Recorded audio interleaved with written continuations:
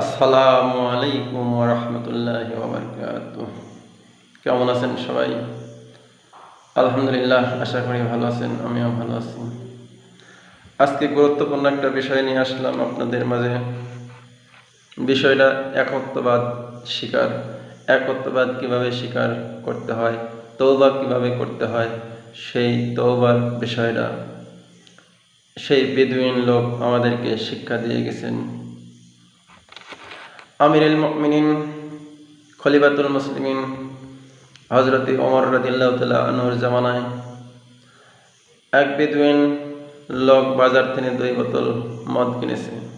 সে সময় মদ খাওয়া হারাম ছিল, নিষেধ ছিল। কেউ মদ প্রকাশ্যে খেতে পারত না।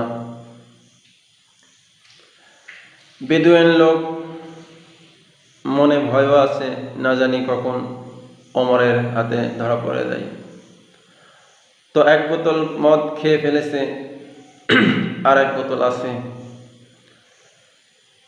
আমিরুল মুমিনিন খলিফাতুল মুসলিমিন পর্যায়ক্রমে সামনাসামনি দেখা হয়ে গেল। সে সময় গরম ছিল, লোকটার গায়ে চাদর ছিল, চাদরের ভেতরে হাতটা লুকানো।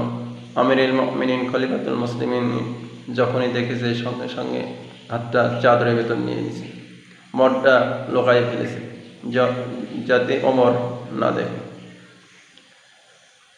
হযরত ওমর রাদিয়াল্লাহু তাআলা আনহু লোকটাকে বলল, তোমার হাতে কি?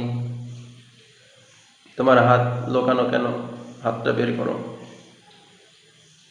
বেদুইন তো বলছে, মনে মনে ভাবছে, আমার হাতে তো মদ, এই মদ যদি দেখে তাহলে ওমরের তরবারি আঘাত থেকে আমার বাঁচার উপায় নেই। অতএব সেই একত্ববাদ আল্লাহকে ডেকেছে, বলে, ইয়া রব্বুল আলামিন, তুমি যদি আমাকে আজকে ওমরের হাত থেকে বাঁচিয়ে দিতে পারো, তাহলে আমি আর কোনোদিন মদ খাবো না, আর কোনোদিন মদ খাবো না। খলিফাতুল মুসলিমিন জিজ্ঞেস করে, তুমি কি ভাবছো? হাত বের করো।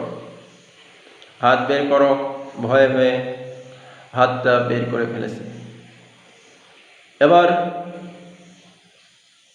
আমিরুল মুমিনিন জিজ্ঞেস করে, তোমার বোতলে এত দুধ? বেদুইন বলে, আমি কিনলাম, মদ হয়ে গেল দুধ। সেই একত্ববাদের স্বীকার করার সঙ্গে সঙ্গে